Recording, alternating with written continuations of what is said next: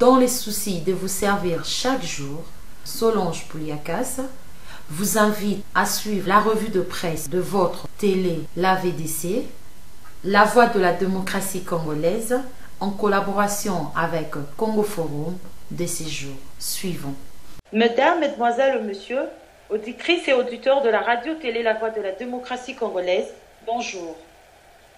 Voici la lecture de la revue de presse de la radio-télé La Voix de la démocratie congolaise, en collaboration avec Congo Forum de ce jeudi 4 juillet 2012.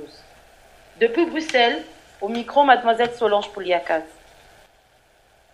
La question qui se pose à l'Organisation internationale de la francophonie est celle de rendre position par rapport aux calamiteuses élections de novembre dernier.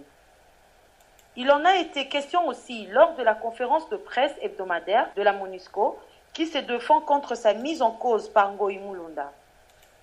Il est enfin question de sujets liés à la politique du moment, la crise à l'Est, la révision à la baisse du budget du gouvernement Matata, la grève des avocats. Organisation internationale de la francophonie et élections.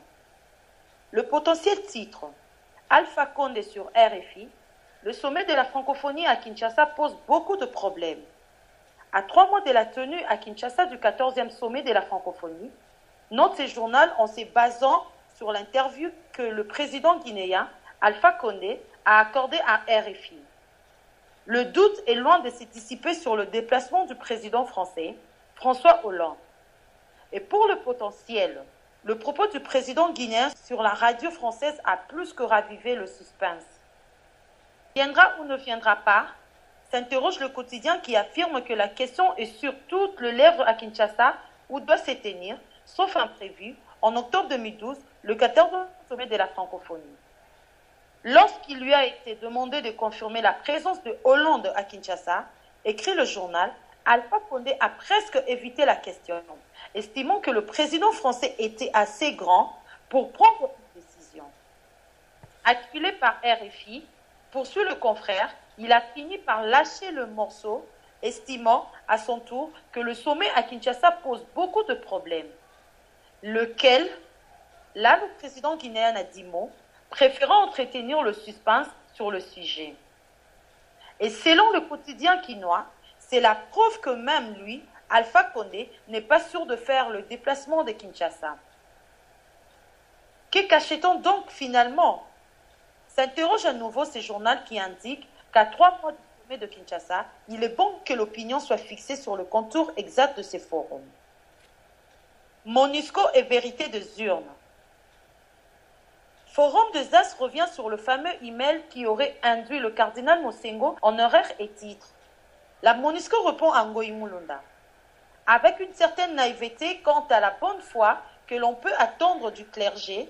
Ce journal écrit, citant le porte-parole de la MONUSCO, Madnodj Munubai, le pasteur Ngoï Mulunda est un homme de Dieu.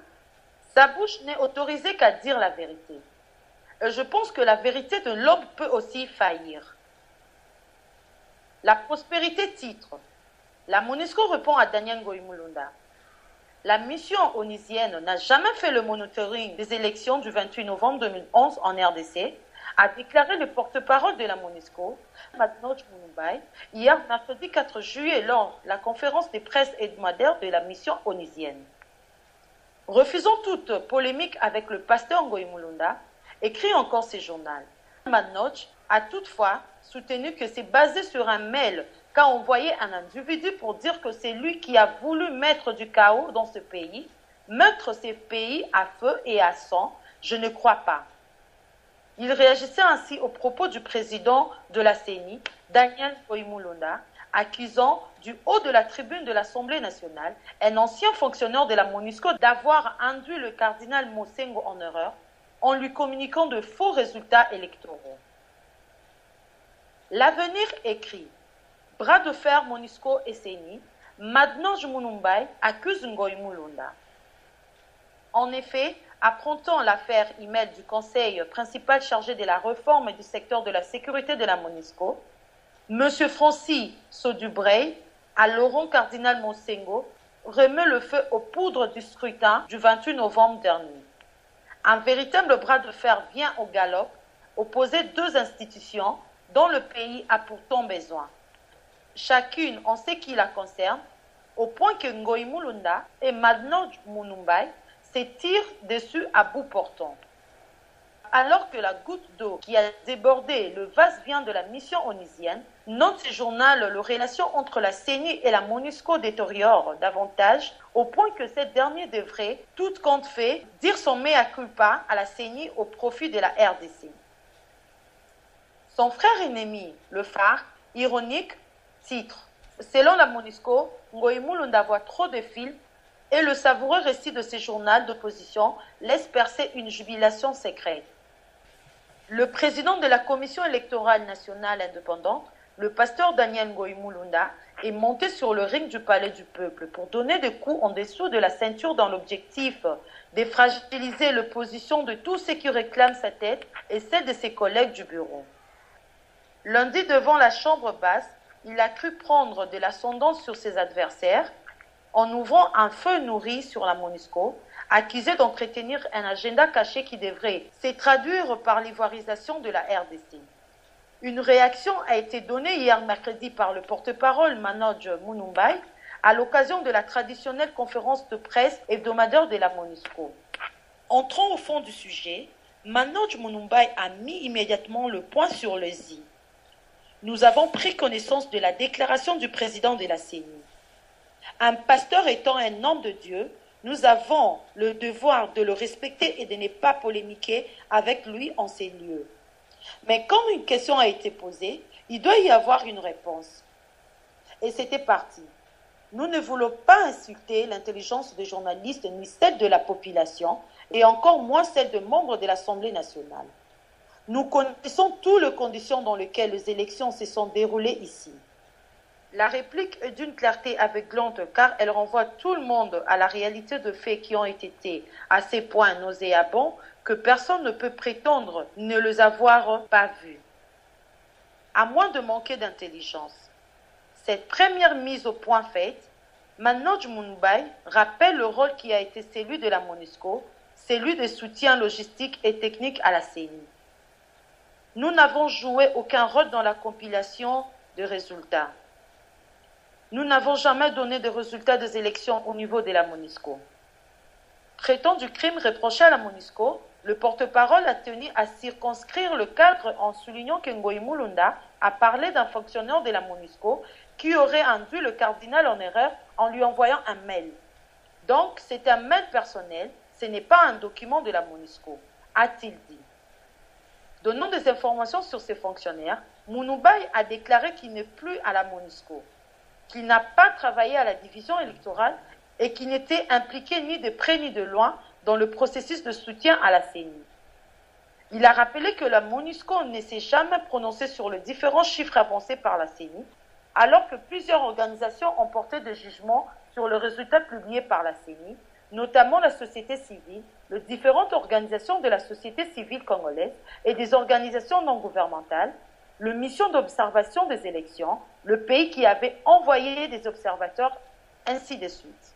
Même le chef de l'État, dans une conférence de presse faite après la publication des résultats, avait reconnu qu'il y a eu certains errements dans le processus électoral.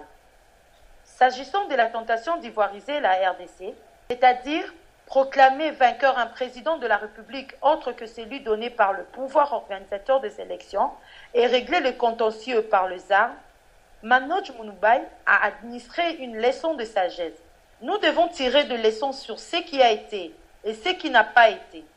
C'est basé sur un mail envoyé par un individu pour dire que c'est lui qui a voulu créer le chaos dans le pays. Je pense que nous voyons trop de films. Ce n'est pas Rambo qui détruit toute une armée. Ce n'est pas James Bond qui fait la loi tout seul. Une personne qui vient ici pour mettre ces pays à feu et à sang, je ne le crois pas. Nous devons être sereins nous tous, essayer de reconnaître nos erreurs si on a et aller de l'avant. Après cette leçon, est venu le temps de conclure. Le pasteur Ngoi Mulunda est un homme de Dieu. Sa bouche n'est autorisée qu'à dire la vérité. Et je pense que la vérité de l'homme peut aussi faillir. Et il a ajouté, dire qu'une personne travaillant à la MONUSCO a voulu rouler le cardinal Mosengo, je pense que c'est à lui que vous êtes en train de faire du tort car cela implique qu'il n'a pas cette intelligence pour accepter les conclusions d'un premier venu. Est. Crise à l'est de la RDC. L'Afrique du Sud tire la sonnette d'alarme. Écrit en machette le palmarès. Selon lui, le pays de Nelson Mandela prévient la communauté internationale sur le risque de débâcle général dans la très sensible région de Grand Lac africain. Nous ne pouvons pas nous permettre un autre échec en RDC, a martelé la ministre sud-africaine des Affaires étrangères. Toutefois, derrière cette compassion étrangère, estime ce journal, il se cache beaucoup d'hypocrisie. À l'anniversaire de l'indépendance du Burundi, Joseph Kabila s'est entretenu avec son homologue tanzanien, Jakaya Kikwete, et le ministre belge des Affaires étrangères, Didier Reynders. Le ministre a laissé entendre que la démarche pour le moment est qu'il y ait une action en commun de la RDC et du Rwanda pour mettre un terme aux tueries commises par de mutins sur des populations. Divers. Selon Africa News qui titre « Résultat du premier toilettage, le budget de Matata Mponyo minoré à l'ECOFIN. À l'issue de débats clôturés dimanche 1er juillet dans la soirée, le député ECOFIN a réduit le budget de 7 577 millions à 6 512 millions de francs congolais. Il se dégage ainsi un écart de 1,55 milliard de francs congolais rejetés, soit un septième de prévision budgétaire. La tempête de tropique s'intéresse aussi au budget 2012. En décriant l'irréalisme du budget 2012, la commission ECOFIN donne raison à l'opposition. Selon le rapport de cette commission de l'Assemblée nationale, explique ce journal, un écart négatif se dégage de prévision de dépenses budgétaires. Et ce, après un examen approfondi du projet de budget présenté par le gouvernement Matata. Le journal fait remarquer que cette commission rejoint donc le député de l'opposition qui avait relevé ses lacunes lors de discussions en plénière. Le Phare nous fait savoir que, pour protester contre l'arrestation arbitraire de Maître Molébé, les avocats en grève à Kinshasa. Le Conseil de l'ordre des avocats du barreau de la Gombe a réclamé la révocation du juge Ochoudi pour arrestation arbitraire de Maître Molébé, lit-on le Phare dans sa livraison du jour. La journée d'hier a été décrétée journée sans toge. C'est à l'issue d'un communiqué rendu public par Maître Didier Dimina, son secrétaire de l'ordre, pour protester contre cette arrestation. Audictrices et auditeurs de la Voix de la démocratie congolaise, c'était la lecture de la revue de presse congolaise présentée par Mademoiselle Solange Pouliakas depuis Bruxelles, la capitale de l'Union européenne, pour la radio-télé La Voix de la démocratie congolaise. Nous vous remercions de rester fidèles à votre télé-radio La VDC et vous promettons de vous fournir toutes les informations utiles et nécessaires à tout moment. Au revoir et à bientôt.